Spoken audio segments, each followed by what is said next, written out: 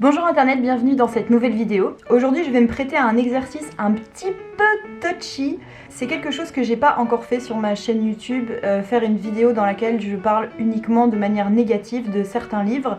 Et j'ai un peu peur de la façon dont cette vidéo va être reçue. Récemment je regardais une vidéo du chroniqueur de jeux vidéo Exerve, dans laquelle il disait qu'il semblait pas vraiment y avoir de place pour la nuance sur internet, ou en tout cas quand on chronique des œuvres sur internet. Et je suis assez d'accord, donc je vais faire un petit préambule. Cette vidéo va être un exercice de nuance. Les livres dont je vais parler ici ont pour certains d'immenses aspects positifs, des choses que j'ai vraiment adorées, mais ils ont aussi dans leur fond ou dans leur forme des choses que j'ai trouvées décevantes, voire mauvaises. Ça veut en aucun cas dire qu'il faut jeter le livre ou l'auteur ou l'autrice à la poubelle. Ça n'est en aucun cas une attaque personnelle contre vous si vous avez aimé ces livres, et en fait c'est rien d'autre qu'un avis. Je ne prétends pas offrir autre chose sur cette chaîne YouTube que mon avis.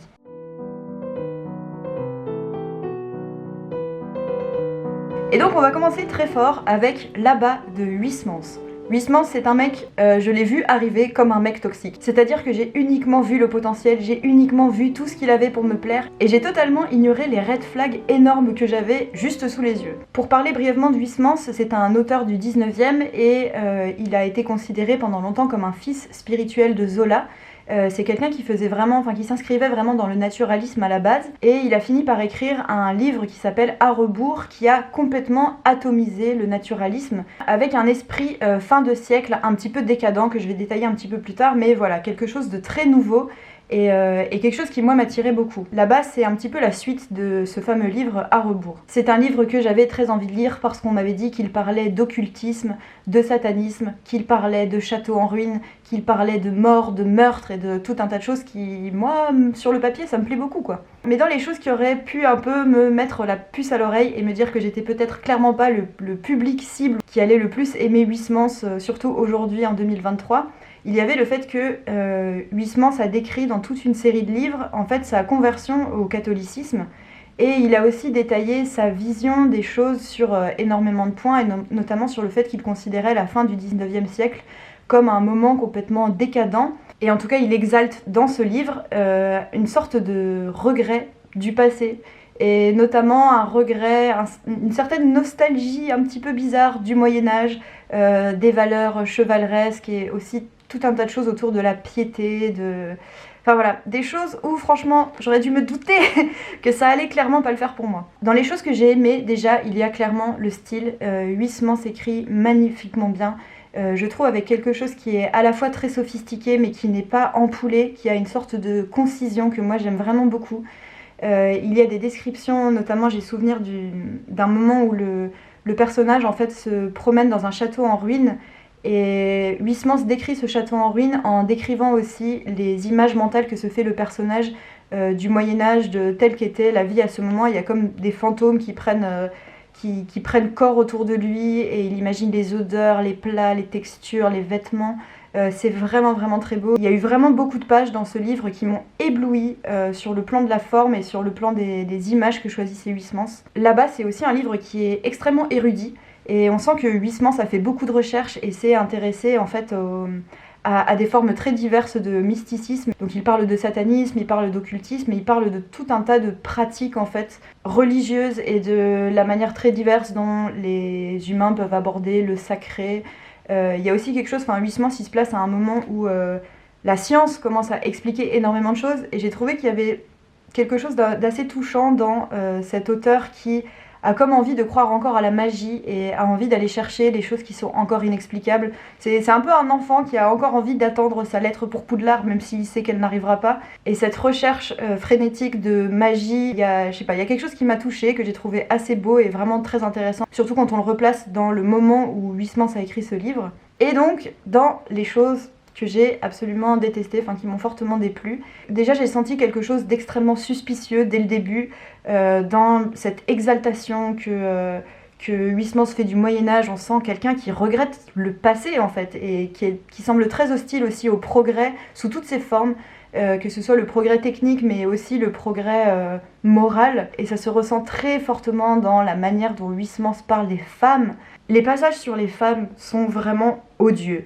Et en plus, quelque chose auquel je m'attendais pas, mais il y a une romance dans le récit qui prend en fait énormément de place, et tout le traitement qui est fait de cette romance, tout le traitement que Huysmans fait de son personnage principal, qui n'a aucune contradiction, qui a un personnage vraiment détestable. Tout cela n'est pas du tout contrecarré par certains ressorts dans le récit, ou par les dires d'autres personnages, ou par, je sais pas, des interventions du narrateur par exemple. Tout ça est laissé tel quel, et plus j'avançais dans le récit, plus j'essayais de me convaincre que Huysmans avait du recul vis-à-vis de ce personnage, et qu'il dénonçait sa façon d'agir ou sa façon de penser. Et plus je me rapprochais de la fin, et je voyais que c'était pas le cas du tout. C'est peut-être quelque chose qui serait à nuancer si on lit la suite, ce que je ne vais pas faire, mais en tout cas dans là-bas, tel quel, ça me semblait évident que Huysmans n'écrit pas pour les femmes, et que le lire en tant que femme ou en tant que féministe, c'est vraiment passablement énervant. Je vous lis quelques passages pour info. Donc déjà, on parle d'une femme qui est décrite un peu plus avant comme un crampon, et comme quelqu'un qui va passablement irriter le personnage masculin. Et donc Huysmans écrit « Il savait bien pourtant que quelle qu'elle soit, la femme est un haras de chagrin et d'ennui. Si elle est bonne, elle est souvent par trop bête, ou alors elle n'a pas de santé, ou bien encore elle est désolamment féconde dès qu'on la touche. Si elle est mauvaise, l'on peut s'attendre en plus à tous les déboires, à tous les soucis, à toutes les hontes. » Et un peu plus loin, il écrit « Mais malgré tout, cette inconnue l'intéressait. Qui sait, elle est peut-être jolie. Elle est peut-être aussi, par extraordinaire, pas trop rosse. Rien ne coûte de vérifier. » Voilà, franchement, je pourrais vous en lire des tas, des passages comme ça. Il y a aussi des moments dans la romance où c'est carrément de l'agression sexuelle qui est mise en scène sans aucune remise en question, etc. Et j'anticipe aussi une critique qu'on pourra me faire vis-à-vis de mon approche sur ce livre, et d'un autre dont je vais parler après, qui est celle de plaquer une lecture complètement anachronique sur des livres qui sont anciens, des auteurs qui sont anciens, etc. Donc déjà, je veux dire que moi, je lis ces livres en 2023, donc c'est normal que j'ai un regard de 2023 dessus. Et en plus, là, la manière dont Huysmans décrit la romance, l'amour, la manière dont il parle de sexe aussi, en fait, on sent, il y a un rejet de la chair qui est très ambivalent d'après moi, et qui, en fait, est une haine des femmes, je trouve, vraiment dans ma perception.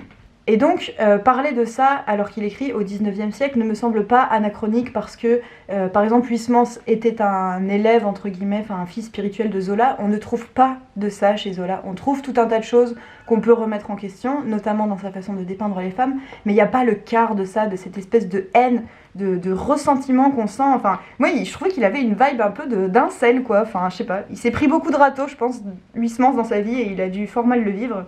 Et donc, dans un livre qui aborde tant de sujets, qui pose tant de questions, qui essaie de développer une esthétique si vaste, j'ai trouvé tellement dommage que ces considérations sur les femmes et que toute cette romance prenne tant de place. Genre, ça revient tout le temps, tout le temps, tout le temps. Et en fait, au bout d'un moment dans le récit, c'est cette romance qui est entrecoupée de dialogues entre les personnages qui pérorent sur leur nostalgie du passé, sur le c'était mieux avant. C'est très ouin-ouin en fait comme livre au final. Ça me gonflait de lire ça, et ça me semblait pas valoir le coup des quelques épiphanies esthétiques et un petit peu de certaines envolées que j'ai trouvées vraiment très belles et très intéressantes. Mais voilà, ce côté hyper passéiste, cette haine des femmes, j'ai appris en fait pendant ma lecture que Huysmans c'était un auteur qui avait été très remis au goût du jour par des gens très sympathiques comme Michel Houellebecq, et que donc il y avait une partie de son lectorat qui était vraiment des gens très d'extrême droite, et franchement je comprends pourquoi. En lisant là-bas, on comprend pourquoi. Il y a tout ce qu'il faut dedans, il y a la haine des femmes, il y a une sorte d'exaltation très suspecte du Moyen-Âge, il y a le refus du progrès, etc. Et tout ce côté, le monde va à volo, le monde va à sa perte, ah là là, les valeurs d'avant étaient quand même mieux, etc. Il parle du Moyen-Âge comme d'une période où l'Église était plus aidante, plus pure. À un moment, il concède que la féodalité, c'est horrible, Cimère. Et à un moment, il dit aussi que le 19e est un siècle décadent parce que il y a cette montée en puissance de la bourgeoisie. Mais juste après, il compare le peuple à des brutes stupides. Enfin bref, franchement, il n'y a rien qui va au niveau des idées de Huysmans, en tout cas telles que développées dans ce livre. Encore une fois, je ne sais pas comment il a transformé ça et comment il a évolué là-dessus après, mais voilà, grosse déception. C'était du ouin-ouin, avec l'avantage d'être un peu une sorte de tier list de le saviez-vous sur le satanisme, sur l'occultisme, etc. Là, on apprend plein de choses, mais même la façon dont c'est amené dans le récit, ça passe beaucoup par les dialogues, ça fait très lisse, ça manque de liant, les personnages sont vraiment un peu hors sol, ils manquent d'épaisseur à mon sens. Et à la fin, ce que j'ai trouvé extraordinaire, c'est que Huysmans a réussi à m'ennuyer avec une scène de procès. Et rater une scène de procès, je sais pas, pour moi c'est impardonnable quand on est écrivain, surtout au 19e où il y a des scènes de procès absolument extraordinaires dans tant de livres. Là je pense à Mauprat de George Sand par exemple. Même au final, si on s'attache uniquement au récit, à ce qui est raconté, il y a eu des déceptions. Et donc globalement ce livre m'a saoulée quoi. Mais c'était un peu comme une relation toxique finalement, c'est-à-dire qu'il y a eu de très haut et de très bas, et en fait à chaque fois que je pensais que ça allait mieux, on partait dans des loopings, etc. C'était voilà, Huysmans et moi, Toxic Vibe.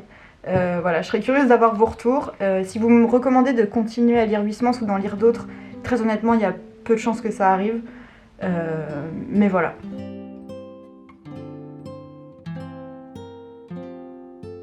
Ensuite, on va redescendre un peu en pression. J'espère, même si je crois qu'il y a des gens qui vont mal prendre le fait que je dise du mal de ce livre, mais je vais parler de Notre part de nuit de Mariana Enriquez. En fait, ça va être quand même beaucoup plus nuancé que ce que j'ai à dire sur Huysmans parce qu'il y a tout un tas de choses dans ce livre et dans l'œuvre de Mariana Enriquez de manière générale que j'adore, je signe, je trouve ça génial. Ça va plutôt être sur la forme que ça a péché ici à mon sens.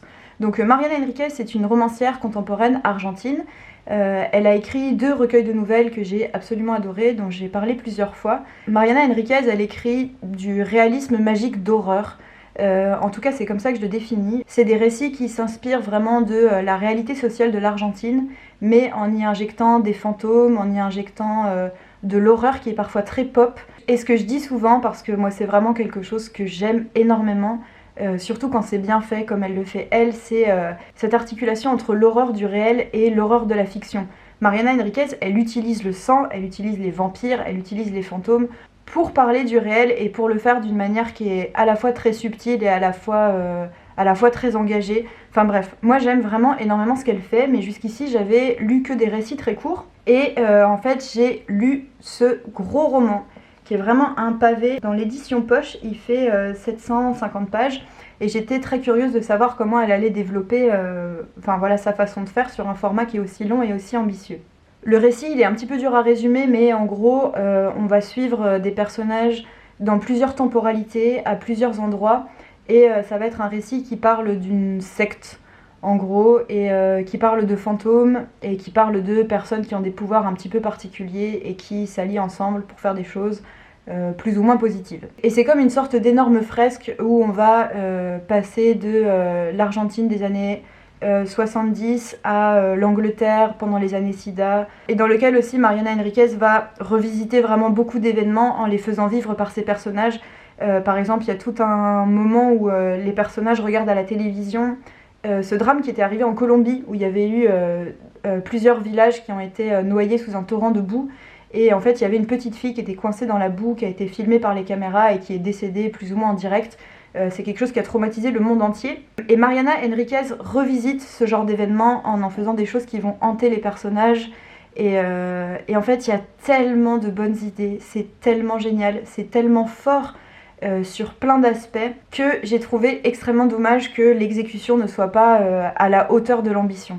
En fait, si vous voulez, mon sentiment, je sais pas du tout si c'est la réalité, mais j'ai eu l'impression que c'est un livre qui avait été écrit trop vite, ou qui avait été sorti trop vite, qui aurait pu être vraiment excellent avec un travail éditorial, un travail de coupe supplémentaire, parce que on s'y attend et c'est un peu... c'est très attendu comme critique, mais il y a vraiment des longueurs. J'ai trouvé ça tellement long.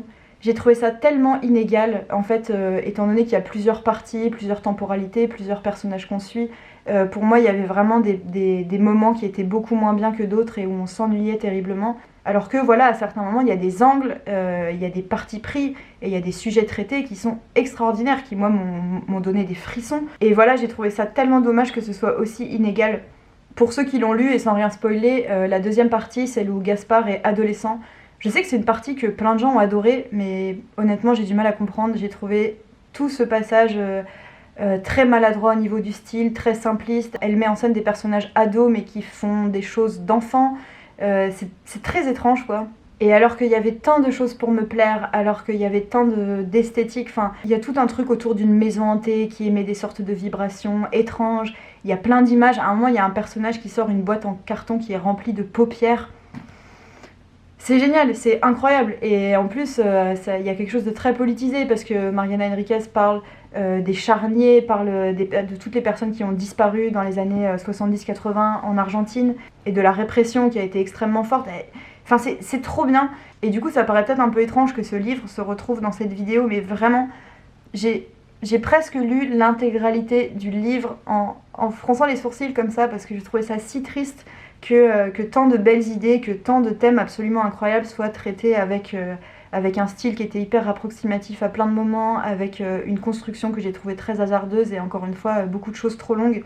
Donc voilà, vous voyez quand j'essaie de parler de nuances au début de la vidéo, c'est vraiment pour ce genre de livre et pour ce genre d'œuvre parce que j'ai envie de le critiquer et en même temps j'ai envie de montrer à quel point c'était intéressant et génial sur plein de points. Donc voilà, déception, je me suis vraiment obstinée pour le terminer et j'ai bien fait parce que dans l'avant-dernière partie il y a vraiment des choses qui ont relancé mon intérêt. Mais voilà, très dommage que tout ça ait été un peu dilué sur beaucoup de longueurs, sur beaucoup de personnages inintéressants et je pense que c'est clairement un livre qui aurait gagné à être plus court. Voilà.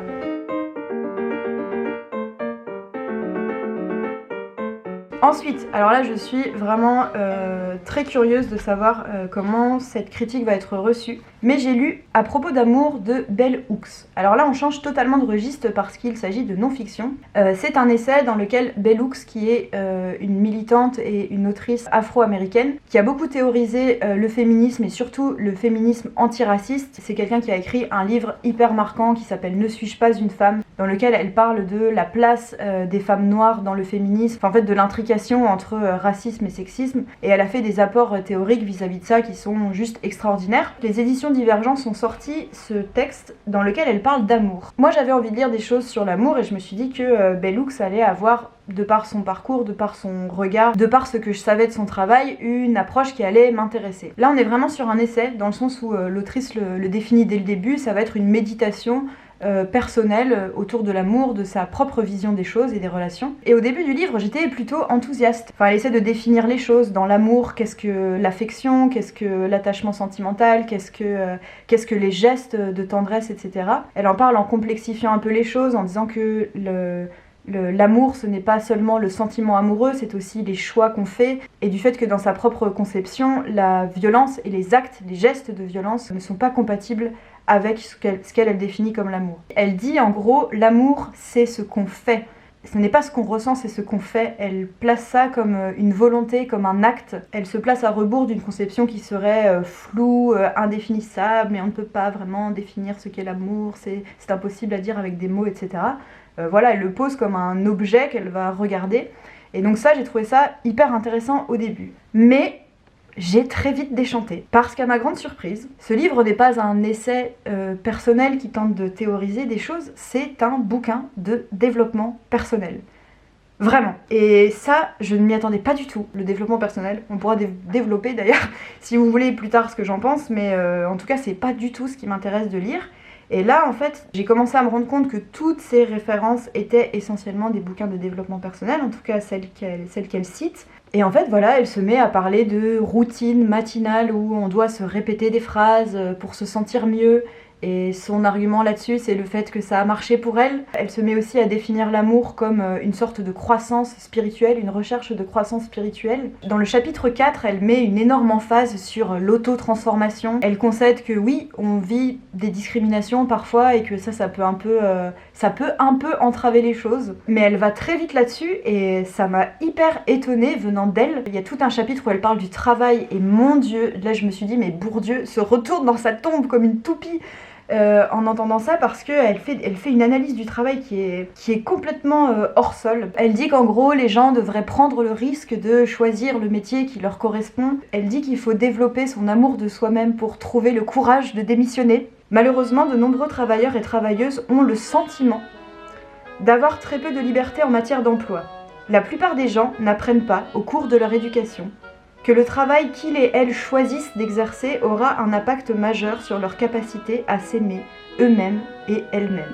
Mais il n'y a rien qui va. C'est-à-dire que dans quelle planète peut-on écrire que la plupart des gens choisissent leur travail ? Dans quelle planète peut-on penser que c'est une question de volonté personnelle et d'amour de soi, d'avoir un travail qui est épanouissant et qui est... Enfin, à mes yeux, en fait, c'est tellement évident que c'est hors sol que j'arrive même pas à l'expliquer. Qu'elle pense tout cela, pourquoi pas ? Mais le livre m'a semblé être une succession de grandes phrases comme ça, très surfaites, qui n'ont aucun appui théorique. Il n'y a pas d'outils, il n'y a pas de constat concret. Elle balance aussi des espèces de lieux communs complètement sortis du chapeau, sans aucune source, du style de nos jours les adolescents ne savent pas aimer, etc. Enfin bref, ça m'a hyper surprise parce que je m'attendais pas du tout à ça. Déjà de l'autrice, mais aussi de la maison d'édition Divergence qui, enfin d'après ce que je sais, publie des choses qui sont quand même un peu plus solides que ça. Et surtout, en fait, c'est très de droite comme conception des choses, enfin, de remettre la responsabilité de leur bonheur comme ça sur le dos des individus uniquement. Moi, je trouve ça hyper de droite. Et en fait, dans la suite du livre, ça va pas en s'arrangeant. Le chapitre 5 s'appelle « La spiritualité, divin amour ». Elle part de l'amour comme une lumière. C'est une force capable de ressusciter la vie. Une culture qui se meurt de manque d'amour ne peut être ressuscitée que par un éveil spirituel. Plus tard, elle parle des écritures bibliques. Je rigole en revoyant le livre parce que j'ai écrit SOS ou A dans la marge. J'ai eu l'impression de lire quelque chose de très religieux en fait. Et pour être honnête, j'ai pas terminé le livre. Je me suis arrêtée à la moitié parce que c'était insupportable. À l'époque où j'ai lu ce livre, j'avais fait des stories sur Instagram et on m'avait quand même conseillé d'autres textes de Bellux qui pourraient peut-être me plaire davantage. Mais là, c'était vraiment une très très grosse déception. Et si vous voulez lire des choses intéressantes sur l'amour, c'est clairement pas un livre que je recommande.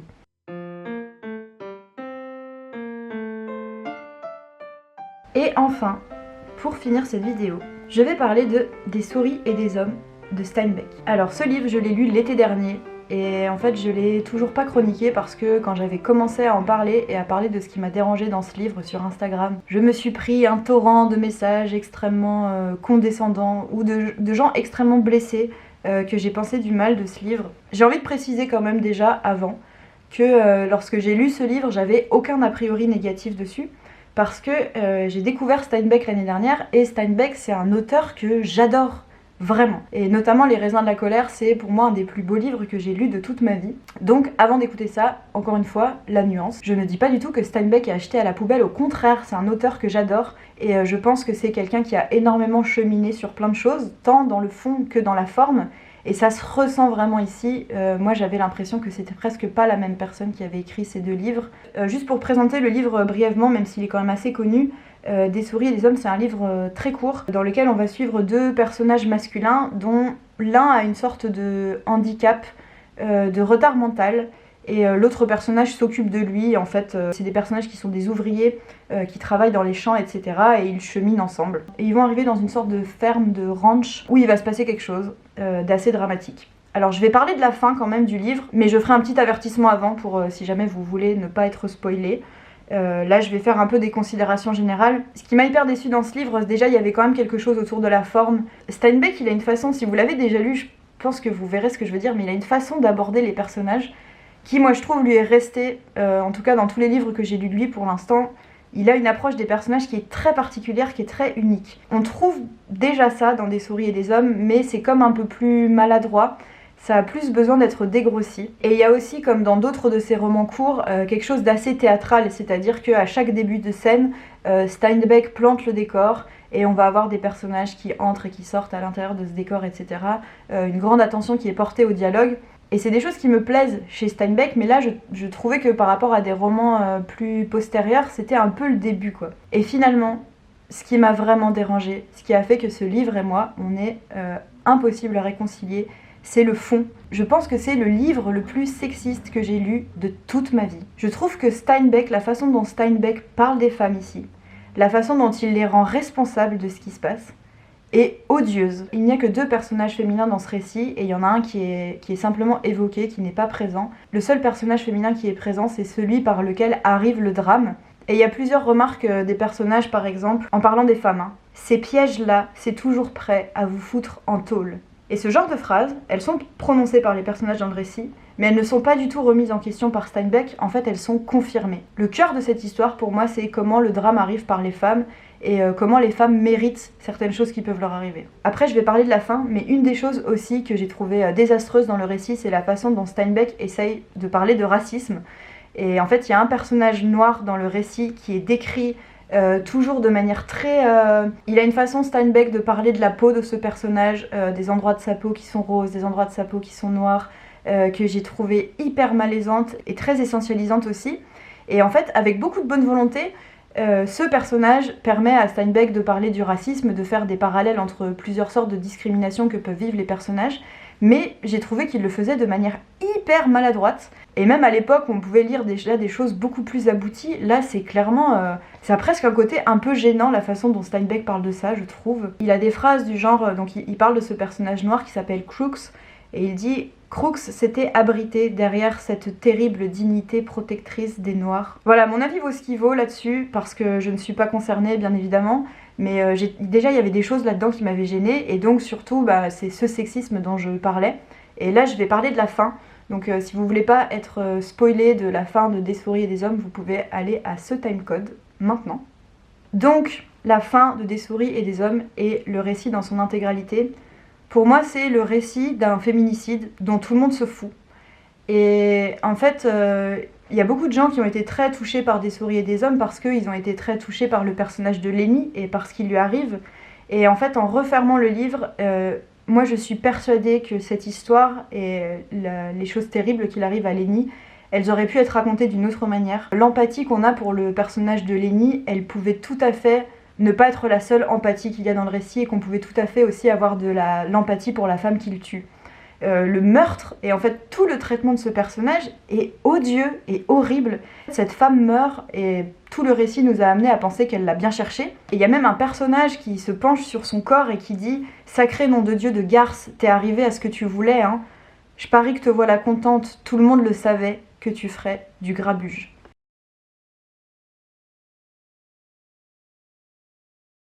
Et là, on parle d'une femme qui vient d'être tuée.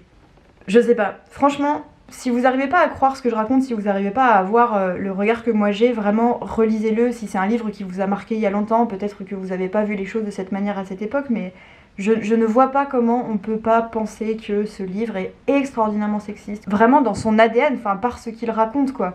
Et encore une fois, l'histoire de Lenny, ce personnage, et ce qui est dénoncé autour de lui, c'est beau et c'est hyper intéressant.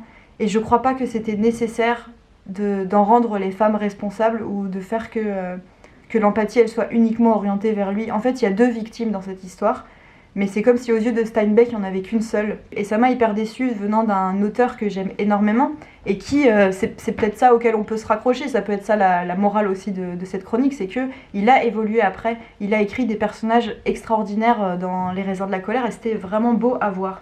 Mais là, dans Des souris et des hommes, moi j'ai trouvé ça horrible et c'est un bouquin que j'ai absolument détesté. Un peu après que je l'ai lu, il y a une amie à moi qui a lu l'adaptation en roman graphique de Rebecca d'Outremer.